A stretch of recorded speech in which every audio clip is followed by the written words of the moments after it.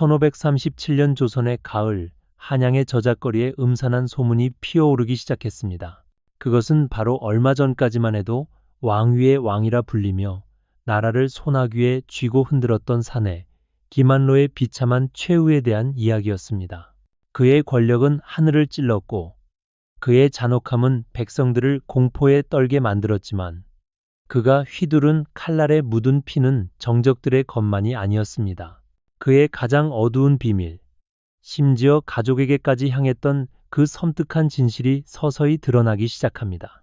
한 인간이 어디까지 타락할 수 있는지, 그 핏빛 기록을 끝까지 함께 추적할 용기가 있다면 지금 바로 구독 버튼을 눌러주십시오. 김한로, 그의 이름은 처음부터 권력과 때려야 뗄 수 없는 운명이었습니다. 1481년 조선의 심장부인 한성에서 태어난 그는 당대 최고의 명문가 자손이었습니다. 그의 집안은 단순한 부와 명예를 넘어 조선의 정치를 움직이는 핵심 세력이었습니다. 그의 주변에는 언제나 권력의 향기가 짙게 배어 있었고 그는 그 속에서 자연스럽게 권력의 속성을 체득하며 자라났습니다. 그의 아버지는 공조참의를 지낸 기문이었고 작은 아버지는 훗날 영의정의 자리에까지 오르는 거물 김전이었습니다. 더욱 놀라운 사실은 이들 형제가 조선살림의 정신적 지주였던 전필제 김종직의 제자였다는 점입니다. 김한로는 태어날 때부터 학문과 정치라는 두 개의 강력한 날개를 물려받은 셈이었습니다. 그의 길은 비단으로 포장된 듯 보였습니다. 가문의 후광이 아니더라도 김한로의 재능 자체는 눈부시게 빛났습니다. 그는 어린 시절부터 천재성을 드러냈고 1501년 20살의 나이로 진사시험에 가볍게 합격했습니다. 이는 시작에 불과했습니다. 성균관에서 학문을 갈고 닦은 그는 마침내 1506년 중종 즉위 원년에 치러진 별시문과에서 장원급제라는 최고의 영예를 차지합니다. 전국에서 가장 뛰어난 인재라는 공식적인 증표를 얻게 된 것입니다. 당시 조선은 격동의 시기를 지나고 있었습니다.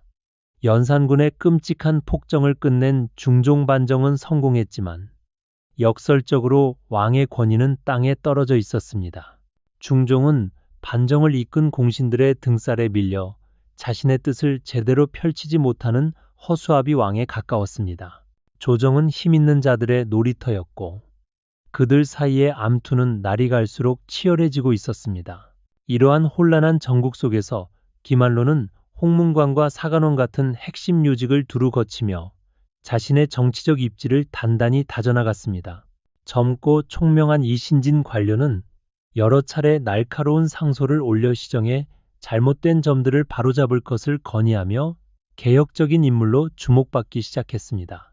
그의 눈에는 조선의 미래에 대한 희망과 열정이 가득해 보였습니다. 하지만 그의 내면에는 이미 날카롭고 공격적인 또 다른 모습이 자라고 있었습니다. 그의 직설적이고 타협을 모르는 성격은 때로 주변 사람들에게 거부감을 주었고 일부 신하들은 그를 사사건건 시비를 걸기 좋아하는 자라고 뒤에서 험담하기도 했습니다. 이것은 훗날 그가 휘두를 피해 숙청을 예고하는 작은 불씨와도 같았습니다. 그럼에도 불구하고 그의 문학적 재능은 그 모든 흠을 덮을 만큼 뛰어났습니다. 1515년 어느 날 중종이 직접 주관한 시집기 대회에서 그는 민농의 패단이라는 어려운 주제로 단숨에 시를 지어 으뜸을 차지했습니다. 왕은 그의 재능에 감탄하며 값비싼 비단을 상으로 내렸고 이 일로 김한로의 명성은 조정 안팎으로 더욱 높아졌습니다. 하지만 평온해 보이는 호수 아래에서는 거대한 폭풍이 소용돌이치고 있었습니다. 조선 정치사를 피로 물들일 끔찍한 사건, 김묘사화의 그림자가 서서히 조정에 드리워지고 있었습니다. 조광조를 필두로 한 신진 살림 세력의 급진적인 개혁은 기득권층인 훈구 세력의 거센 반발을 불러왔고 양측의 갈등은 마침내 폭발 직전의 상태에 이르렀습니다. 1519년 역사의 수레바퀴는 마침내 움직이기 시작했습니다. 조광조와 그의 동지들을 향한 훈구 세력의 반격이 시작된 것입니다. 조정은 순식간에 피바람에 휩싸였고 개혁을 외치던 수많은 젊은 선비들이 역적으로 몰려 쓰러져 갔습니다. 그리고 그 피비린내 나는 숙청의 칼날은 조광조의 편에 섰던 젊은 관료 기만로의 목을 정조준하고 있었습니다. 기만로는 조광조의 핵심 측근은 아니었지만 그의 개혁 사상에 동조하며 같은 길을 걷던 인물이었습니다. 그 때문에 숙청의 칼날은 그를 비껴가지 않았습니다. 하루아침에 충신에서 역적으로 전락한 그는 억울함과 분노에 몸을 떨어야 했습니다. 이제껏 쌓아 올린 모든 것이 신기루처럼 사라지는 순간 그의 마음속에서 개혁의 뜨거운 불꽃은 꺼지고 차가운 복수심의 서리가 내리기 시작했습니다. 머나먼 유배지로 향하는 그의 발걸음은 천근만근 무거웠습니다. 최고 엘리트의 길만을 걸어왔던 그에게 유배는 단순한 형벌이 아니라 존재 자체를 부정당하는 끔찍한 모욕이었습니다. 차가운 유배지의 흙바닥에 웅크리고 앉아 그는 자신을 나락으로 떨어뜨린 자들의 이름을 하나하나 되새기며 복수를 맹세했습니다. 그들의 피로 자신의 명예를 되찾겠다고 말입니다. 하지만 기만로는 절망 속에서 주저앉아만 있는 어리석은 인물이 아니었습니다. 그는 숨을 죽인 채 때를 기다렸습니다. 유배지에서 그는 붓을 들어 학문을 논하고 시를 지으며 겉으로는 평온한 학자의 모습을 보였지만 그의 머릿속은 한시도 쉬지 않고 한양의 정치판을 그리고 있었습니다. 권력의 허망함과 비정함을 뼈저리게 느낀 그는 이제 이상이 아닌 오직 힘만이 세상을 지배한다는 냉혹한 진리를 깨닫고 있었습니다. 그러던 어느 날 절망의 늪에 빠져있던 그에게 한 줄기 빛과 같은 소식이 들려왔습니다. 바로 자신의 아들 기미가 중종의 맏딸인 효의 공주의 부마, 즉 사윗감 후보로 거론되고 있다는 것이었습니다. 그것은 단순한 혼담이 아니었습니다. 꺼져가던 그의 야망을 다시 활활 불태울 수 있는 하늘이 내린 동아줄과도 같은 기회였습니다. 왕실과의 혼사는 기적처럼 성사되었습니다. 기만로의 아들 기미가 공주와 혼인하면서 유배지의 죄인이었던 그는 하루아침에 왕의 사돈이라는 막강한 지위를 얻게 되었습니다. 운명의 장난은 이토록 잔인하면서도 기묘했습니다. 어제의 역적이 오늘의 국적이 된 순간 조정의 모든 신하들은 앞으로 닥쳐올 거대한 폭풍을 예감하며 긴장하기 시작했습니다. 1522년 왕의 사돈이 된 기만로는 마침내 유배에서 풀려나 한양으로 돌아오라는 명을 받았습니다. 한양으로 돌아온 그는 더 이상 과거의 그 젊고 이상에 찼던 관료가 아니었습니다. 그의 눈빛은 뱀처럼 차가웠고 그의 입가에는 누구도 속내를 읽을 수 없는 싸늘한 미소가 걸려 있었습니다. 그는 복수를 위해 그리고 더 큰 권력을 위해 기꺼이 악마와 손을 잡을 준비가 되어 있었습니다. 복귀한 기만로의 행보는 거침이 없었습니다. 그는 부제학을 시작으로 대사원, 그리고 모든 관료의 인사권을 쥔 이조판서의 자리를 차례로 꿰찼습니다. 왕의 사돈이라는 배경은 그에게 누구도 함부로 건드릴 수 없는 강력한 방패가 되어주었고 그는 이 방패 뒤에 숨어 자신의 칼을 날카롭게 갈고 있었습니다. 그는 이조판서의 막강한 권한을 이용하여 자신에게 충성하는 자들을 요직에 앉히고 과거 자신에게 등을 돌렸던 자들을 하나둘씩 조정해서 몰아내기 시작했습니다. 그의 정치 공작은 은밀하고 치밀했습니다. 겉으로는 공정한 인사를 외쳤지만 물밑에서는 철저한 계산하에 자신의 세력을 키워나가고 있었던 것입니다. 하지만 너무 높이 날아오른 날개는 태양에 그을리기 마련이었습니다. 그의 거침없는 권력욕과 오만함은 기존의 권력자들을 자극하기에 충분했습니다. 당시 조정을 장악하고 있던 남권, 심정, 이항과 같은 노회한 정객들은 신출내기 기만로의 부상을 더 이상 좌시할 수 없었습니다. 그들의 눈에 기만로는 자신들의 자리를 위협하는 위험한 존재였습니다. 마침내 1524년 조정의 실력자들은 연합하여 기만로에 대한 대대적인 탄핵을 시작했습니다. 그가 국척의 지위를 이용하여 국정을 농단하고 있다는 것이 죄목이었습니다. 중종 역시 그의 지나친 권력욕에 부담을 느끼고 있었습니다. 결국 그의 야망은 또다시 거대한 암초에 부딪혔고 그는 경기도 풍덕으로 유배되는 쓰디쓴 잔을 마셔야만 했습니다. 두 번째 유배는 그에게서 마지막 남은 인간성마저 앗아가는 듯 했습니다.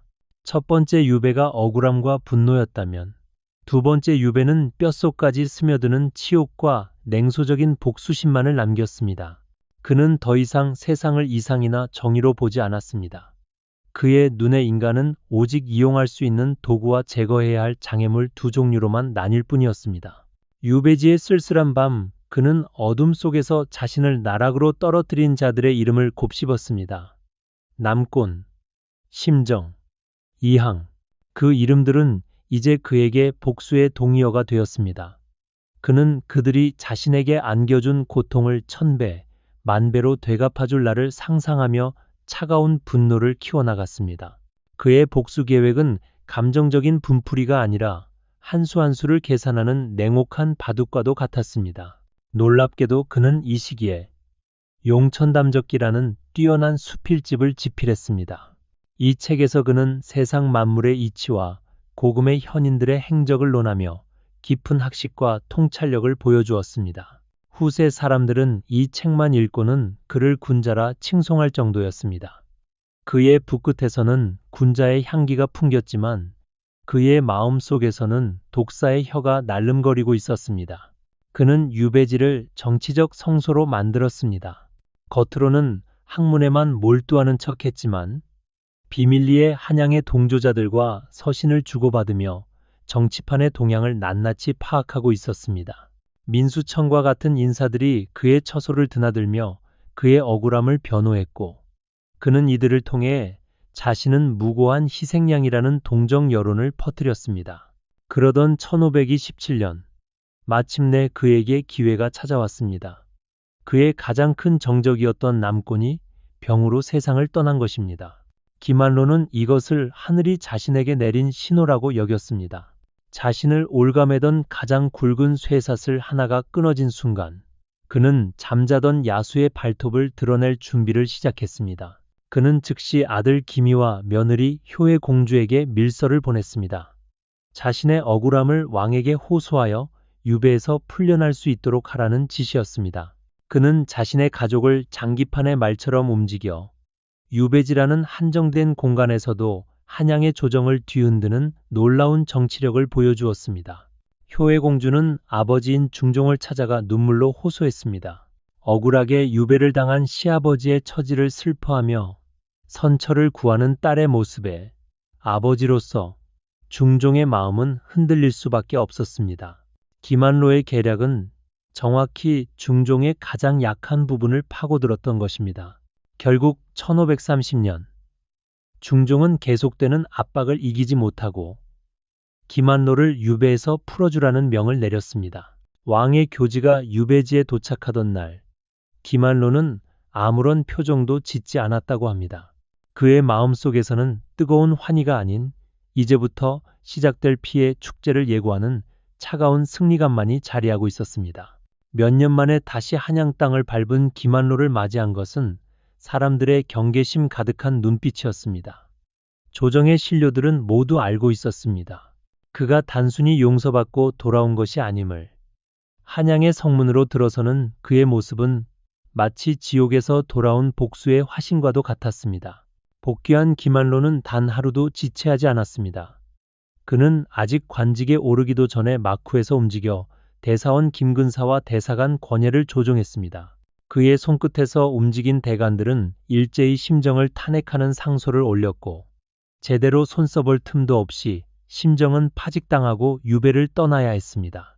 그의 복수는 이미 시작되었고 조정은 곧 불어닥칠 피바람을 예고하고 있었습니다. 1531년 기만로는 마침내 화려하게 조정의 중심부로 복귀했습니다. 그는 예조 판서와 대제학이라는 문관 최고의 요직을 동시에 차지하며 권력의 핵심부를 장악했습니다. 중종은 신하들 사이의 견제와 균형을 원했지만 그는 자신이 풀어준 것이 호랑이인지 미처 깨닫지 못했습니다. 왕의 신임이라는 날개를 단 기만로의 야망은 이제 그 누구도 막을 수 없었습니다. 기만로는 단순히 왕의 총애에만 의지하는 어리석은 권신이 아니었습니다. 그는 동궁을 보호한다는 누구도 반박할 수 없는 대의명분을 내걸었습니다. 당시 세자의 자리가 불안정했기에 세자를 지킨다는 그의 주장은 많은 이들의 지지를 얻어내기에 충분했습니다. 그는 자신의 사적인 복수와 권력욕을 국가의 안위라는 거룩한 포장지로 감쌌습니다. 그는 세자의 외삼촌인 유님과 손을 잡고 강력한 연합 세력을 구축했습니다. 또한 과거 훈구파의 횡포에 고통받았던 사림 세력과 대간들까지 자신의 편으로 끌어들였습니다. 그의 교활한 정치적 계산은 완벽하게 맞아떨어졌습니다.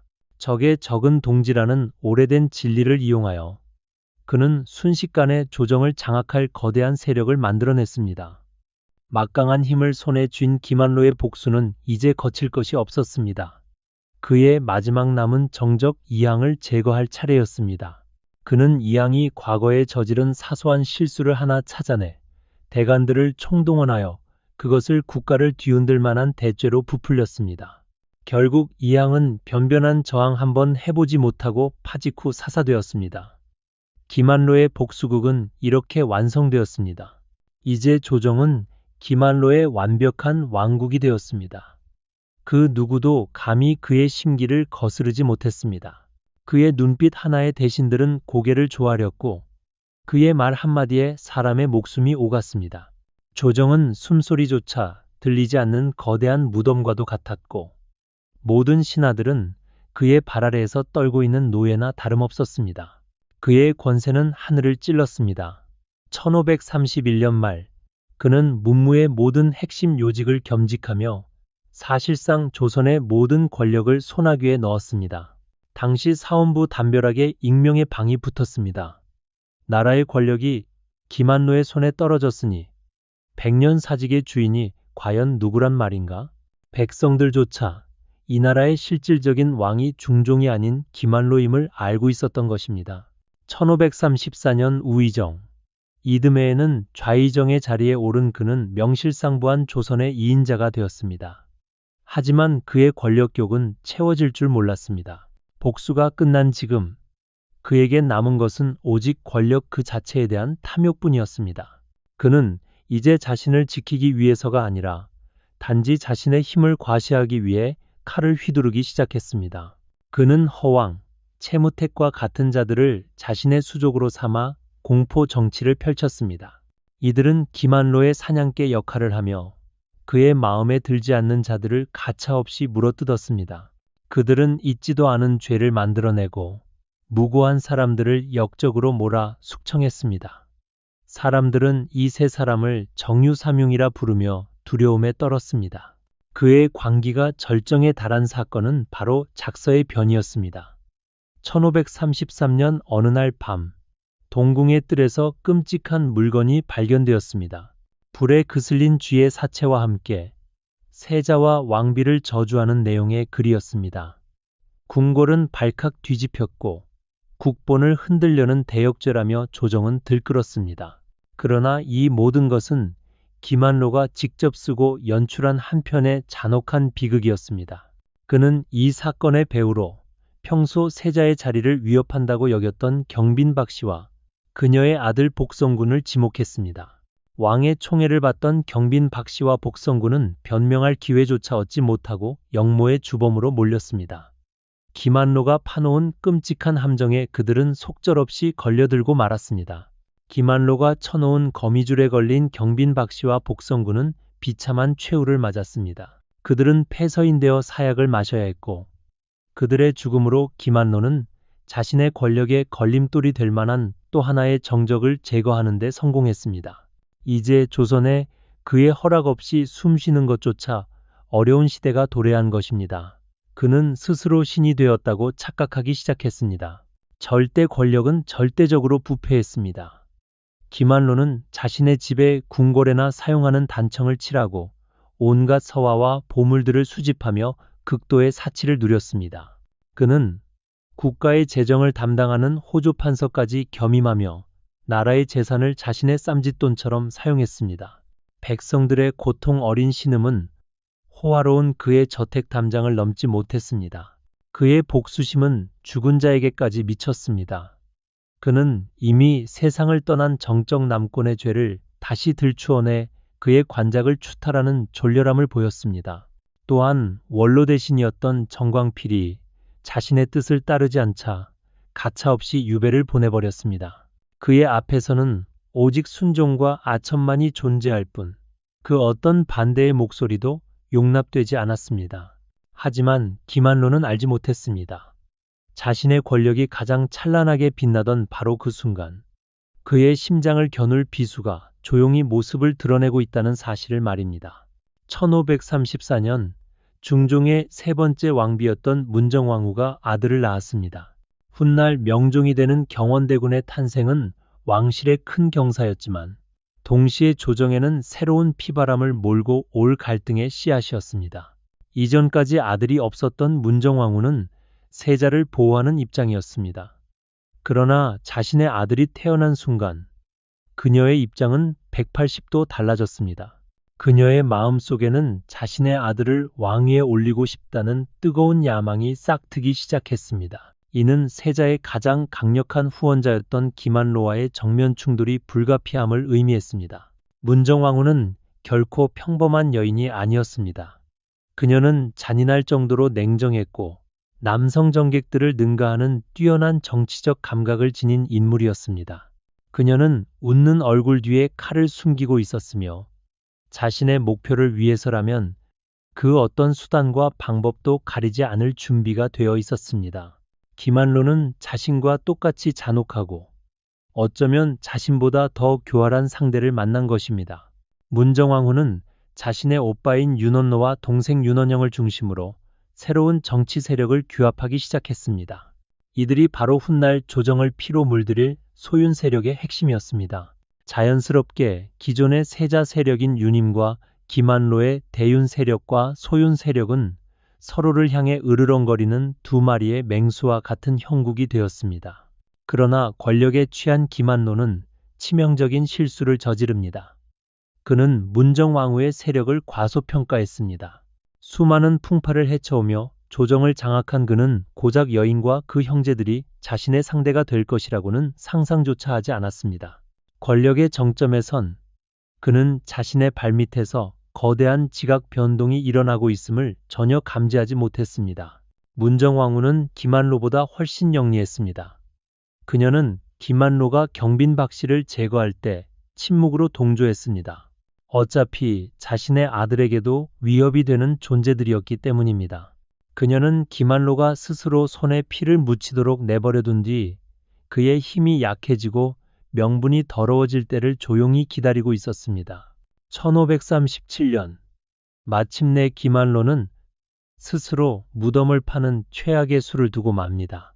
그는 문정왕후가 자신의 권력에 가장 큰 위협이 된다고 판단하고 왕비를 폐위시키려는 끔찍한 역모를 꾸미기 시작했습니다. 그것은 신하가 결코 넘어서는 안 될 선이었습니다. 그 순간 그의 목에 걸린 죽음의 모래시계가 소리 없이 뒤집혔습니다. 기만로의 왕비 폐위 계획은 문정왕후의 귀에 들어갔습니다. 그러나 그녀는 어설프게 반격하지 않았습니다. 대신 그녀는 가장 강력한 무기, 바로 왕의 마음을 이용하기로 했습니다. 어느 날 밤, 그녀는 침수에 든 중종 앞에서 소리 없이 눈물만 흘렸습니다. 그녀의 연기는 이제 마고를 잔혹한 연극의 서막이었습니다.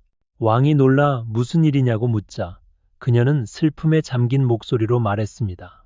전하를 오랫동안 곁에서 모셨사온데 이제 신첩은 폐위될 몸이 옵니다. 어찌 슬프지 않겠사옵니까? 이는 직접적인 고발이 아닌 연민의 호소하는 지극히 계산된 말이었습니다. 그녀는 중종이 스스로 분노하게 만들고 있었습니다. 아내의 눈물과 충격적인 말에 중종은 크게 노했습니다. 감히 누가 국모를 폐위시키려 하느냐는 왕의 물음에 문정왕후는 마침내 기만로의 이름을 내뱉었습니다. 그 순간 중종의 눈에서 불꽃이 튀었습니다. 문정왕후의 완벽한 연기는 중종의 분노라는 도화선에 정확히 불을 붙인 것입니다. 하지만 이것이 이야기의 전부는 아니었습니다. 실록의 기록은 더 충격적인 진실을 보여줍니다. 사실 중종은 이미 기만로를 제거할 계획을 세우고 있었습니다. 기만로의 권력이 왕권을 위협할 정도로 너무 커져버렸기 때문입니다. 문정왕후의 눈물은 중종의 결심을 이끌어낸 것이 아니라 그에게 기만로를 제거할 완벽한 명분을 제공해 준 것에 불과했습니다. 여기서 우리는 중종의 진짜 모습을 보게 됩니다. 그는 평소 신하들의 의견을 잘 들어주는 유약한 군주처럼 보였지만 사실 그는 자신의 왕좌를 위협하는 자는 가차없이 제거해버리는 냉혹한 승부사였습니다. 기말로는 자신이 왕을 조종하고 있다고 생각했지만 실은 왕의 손바닥 위에서 놀아나는 장기말에 불과했던 것입니다. 중종은 즉시 도승지 양현에게 기만로를 탄핵하라는 밀지를 내렸습니다. 왕의 비밀스러운 명령을 받은 양현은 이제 두려울 것이 없었습니다. 그는 대간들을 이끌고 기만로의 죄상을 조목조목 고하며 그를 처벌해야 한다고 강력하게 주장했습니다. 왕이 등 뒤에 버티고 있다는 사실을 모르는 것은 오직 기만로뿐이었습니다. 왕의 마음이 돌아섰다는 것을 눈치챈 신하들의 태도는 손바닥 뒤집듯 바뀌었습니다. 어제까지 기만로 앞에서 벌벌 떨던 자들이 이제는 앞장서서 그를 비난했습니다. 그가 휘두르던 칼날이었던 대간들은 이제 반대로 그의 심장을 겨누었고 그가 쌓아올린 권력의 성은 하룻밤 사이에 모래성처럼 무너져 내렸습니다. 처음 이 공격을 마주했을 때 기말로는 코웃음을 쳤습니다. 늘 있어왔던 사소한 정치 공세라고 여겼기 때문입니다. 그는 이번에도 왕이 자신의 편을 들어줄 것이라고 굳게 믿었습니다. 수많은 정적을 제거해온 그는 자신이 마주한 가장 무서운 적이 바로 자신이 섬기던 왕이라는 사실을 꿈에도 상상하지 못했습니다. 국모를 폐위시키려 한 죄는 그 어떤 변명으로도 용서받을 수 없는 대역죄였습니다. 모든 방패를 잃어버린 기만로는 속수무책으로 당할 수밖에 없었습니다. 그는 결국 모든 관직을 박탈당하고 유배형을 선고받았습니다. 6년간 조선을 호령했던 절대 권력자가 다시 한번 죄인의 몸이 되어 한양에서 쫓겨나게 된 것입니다. 유배지로 향하는 그의 등 뒤로 한양의 성문이 굳게 닫혔습니다. 그는 아마 생각했을지도 모릅니다. 이번에도 다시 돌아올 수 있을 것이라고. 2번이나 유배에서 살아 돌아왔던 경험이 그에게 헛된 희망을 심어주었을 것입니다. 하지만 그는 몰랐습니다. 그것이 다시는 돌아올 수 없는 저승으로 향하는 문이었음을. 유배지에 도착한 기만로는 깨달았습니다. 이번에는 다르다는 것을. 그를 찾아오는 동정의 발길도 희망을 속삭이는 밀서도 없었습니다. 그는 완벽하게 고립되었습니다. 한양에서는 매일같이 그를 죽여야 한다는 상소가 빗발쳤습니다. 한번 풀어준 호랑이가 얼마나 무서운지를 뼈저리게 느낀 조정은 이번에야말로 그 숨통을 완전히 끊어버리려 했습니다. 1537년 10월 27일 마침내 그의 유배지로 금부도사가 당도했습니다. 그의 손에는 왕이 내린 한 사발의 사약이 들려 있었습니다. 차가운 가을바람 속에서 기만로는 모든 것이 끝났음을 직감했습니다.